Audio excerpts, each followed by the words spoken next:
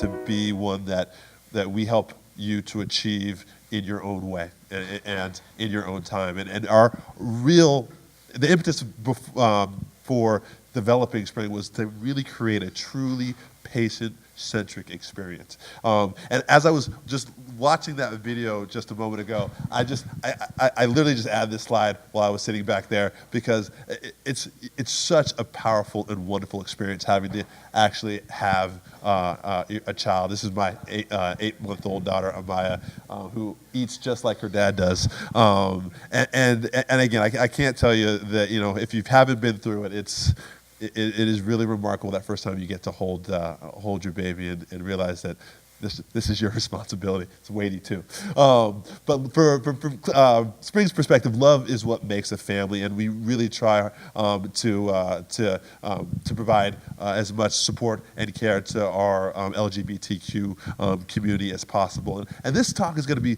somewhat general, just to give you an idea of all the things that are involved if you guys do decide that you want to move forward, and how we might be able to be helpful to you. So there's 3 things that anybody needs in order to achieve a pregnancy: healthy sperm, healthy egg, healthy home for sperm and egg to meet. So presumably you are going to be using sperm that is either from you or your partner. So a lot of couples are going to want to use both sources to create conceptions, and that is certainly something that we can help you to achieve and to accommodate. You need a healthy egg, so that's typically going to involve an egg donor, and you need a healthy home for the sperm and egg to meet, so that's generally going to be a gestational carrier. And I'll just bring it up now. I don't know how many of you guys understand the difference between a gestational carrier and a surrogate. So one person knows, or at least one person is brave enough to raise their hand. So the gestational carrier is someone who is going to be carrying the pregnancy for another person or couple, versus a surrogate is someone who's responsible for producing the egg and carrying the pregnancy for another person or couple.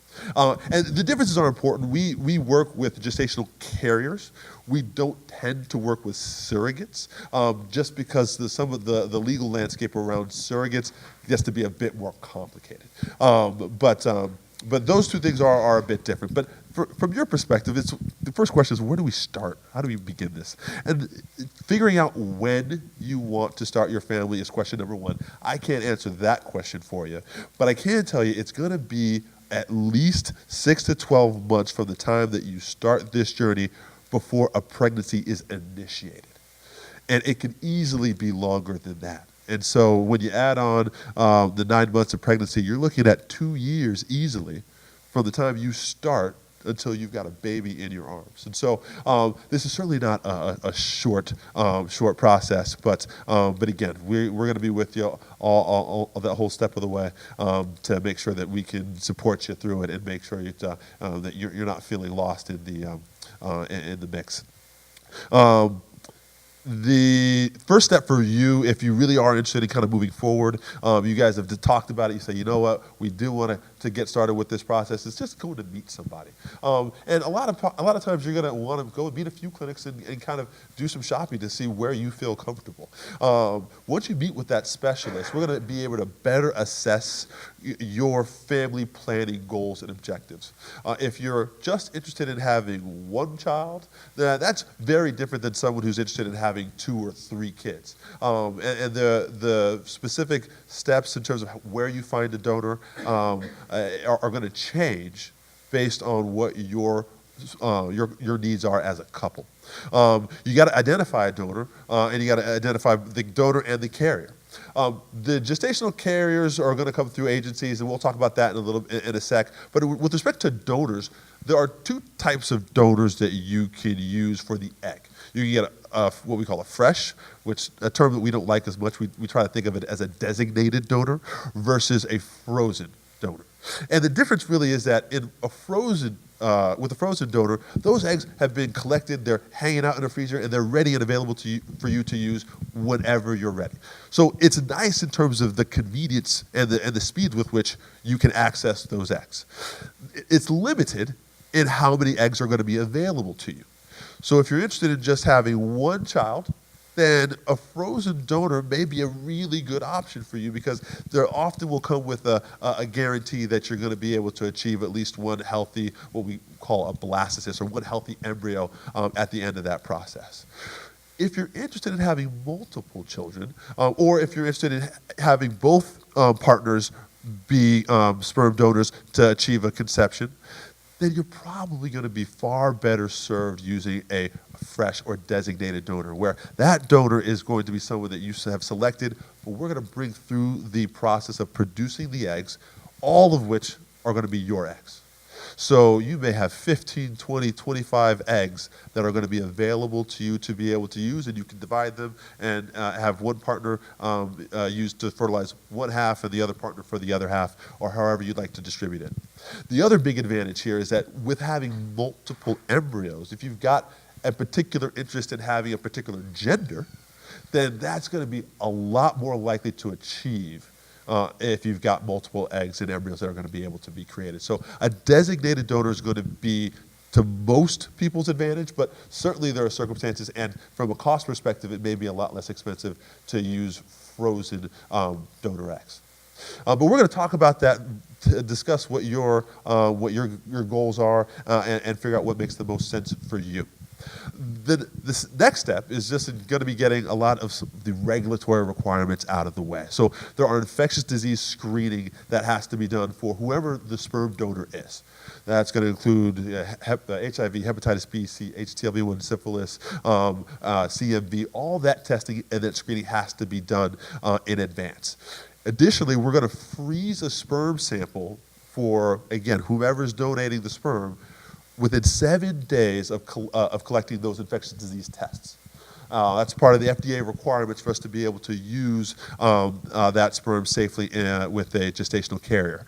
We don't have to quarantine. So a lot of you guys may have heard of kind of a quarantine period where you have to freeze sperm, and then 6 months later, then you can finally use it. With this process that we've got set up, we're able to use that sperm whenever we're ready. We don't have to go through that 6-month quarantine period. So if you've heard about that, that's not something that's going to be an impediment. We can use that sperm as soon as we've gotten all those blood test results back, if we've frozen a sample within 7 days of that blood being collected. There's going to be a history and physical. Oh, yeah. So essentially, yes. And that's because there are regulations around infectious disease and a lot of old rules that are hard to get around. And again, being able to use that sperm within even a week is a big advance over where we were just a few years ago, where you had to have like a 6-month quarantine period. Slowly moved back down to 3 months, then 2 months, and now we're able to use that within a week. But yes, you do have to actually freeze a sperm sample, and then have those blood tests done within 7 days.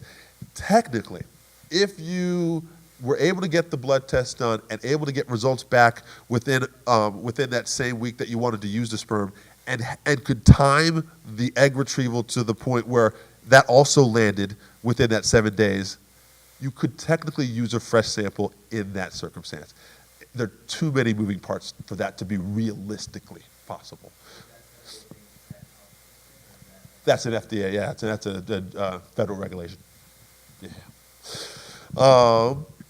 The other thing, so there's a history and physical exam that's going to be required of you guys. The history and physical, the blood test, and the freezing of the sperm can all be done in the same day. So you can do all that in one visit to us. So we got a lot of folks who are not local, but are coming to us to have their cycle done because they like our success rates, or we've got a donor in this area that they want for us to be using, and they just need to be here for one day to be able to get all of this accomplished, and then you're not really needed, although we'd love to have you there for the embryo transfer because that's the day you're making your baby. But you don't need to be there.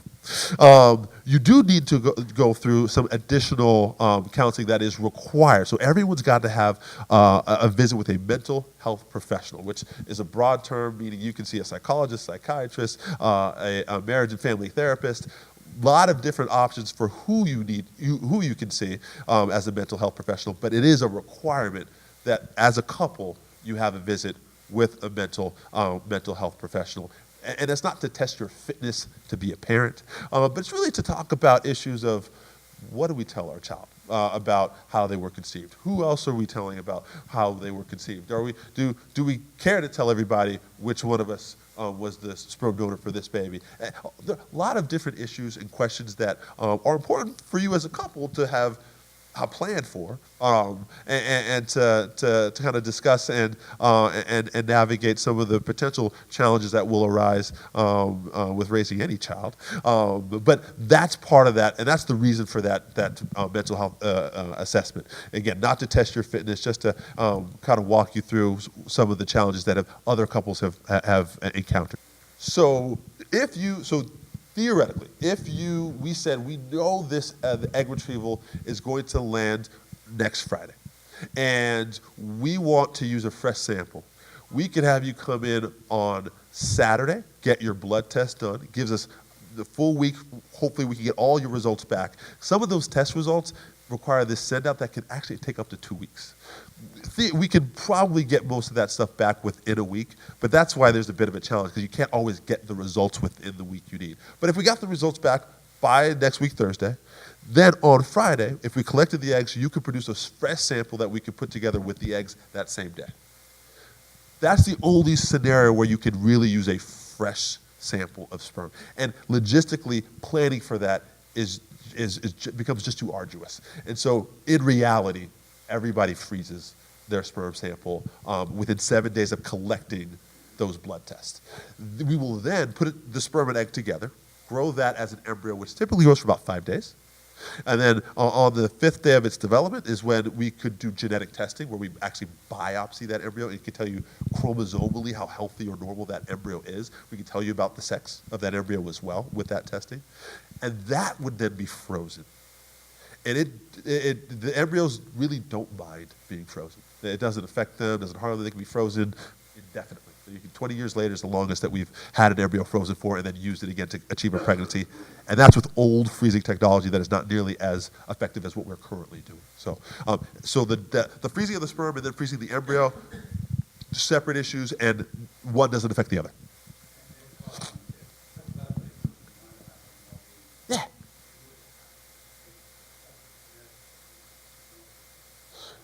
So the genetic test, the genetic screening comes as a package where essentially you say, I want PGS for my cohort of embryos. The way we've got it set up, and the way most clinics and testing facilities have it arranged, is that covers up to 8 biopsies. So you've got 8 embryos that are going to be covered for this one charge.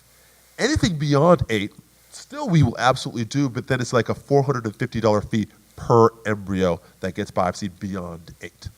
So that's what you're looking at. But you can have as many tested as you want. For the testing specifically, so that's hard to say.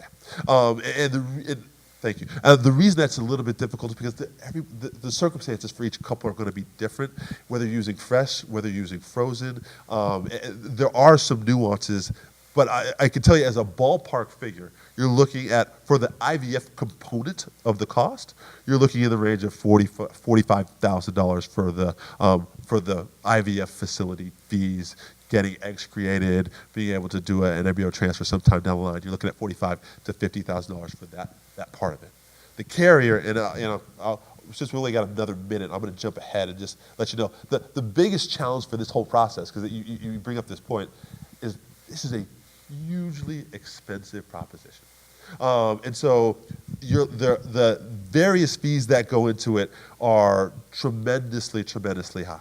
And at the end of the day, you're looking at anywhere from about $95,000 to $150,000, $160,000 as a total cost once you've budgeted, all the IVF service fees, all the agency fees for the gestational carrier and the donor, all the fees for the legal services that are required, psychological screening that's required, all that stuff really does add up. And you're looking at, again, ballpark figures about $100,000 to $150,000 when it's all said and done. I'm just going to stop and answer questions because I think I have 30 seconds. So are there any other questions that I can answer for you guys? That's our team, a couple of which are hiding out in the back over there. At least the good-looking ones are here. Is it pretty common? It sounds like you handle all your fertilizers.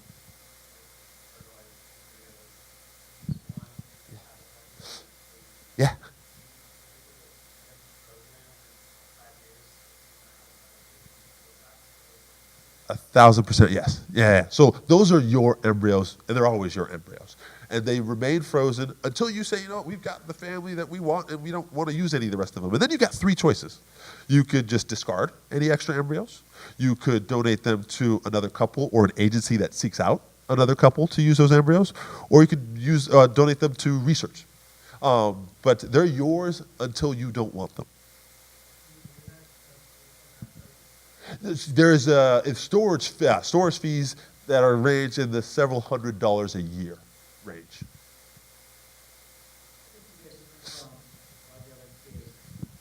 Yeah. They have me. I'm amazing. No, honestly, the spring until recently was at Kaiser Santa Clara. I've been there for 6 years, and I had a great practice. We had really good success rates. Was very happy with kind of outcomes that we were having. As a lot of big facilities find, as a physician, you get increasingly frustrated by just kind of the robotic nature that the process devolves into. And Spring was founded with two main objectives. Number one, having the absolute best outcomes, and the lab that we have is absolutely incredible. I think we're one of the only facilities in the country that is in a low oxygen environment for your eggs and embryos from as soon as they come out of your body until they're grown as a blastocyst, which I know means nothing to you right now, but it's hugely important for the development of the embryos, and why we've had, again, over just a 2 to 3 year period where this clinic has been open, we're beating everybody in terms of success rates. But more importantly, from my perspective, it is a patient-centric clinic, and we try to accommodate. There are things that we can't get around. There are regulatory requirements that we've got to complete. But we want this to be a process that is not arduous and painful for you, and particularly. This is a situation, unlike, our heterosexual couples who have been trying for a year and they haven't been able to get pregnant, where they come in with a great deal of frustration. My hope is that you're coming into this with a great deal of excitement, and our goal is not to kill that. So I think that we try really hard to make sure that the experience is one that is worthy of your trust in us. Any other questions? I am being fired. So thank you, guys.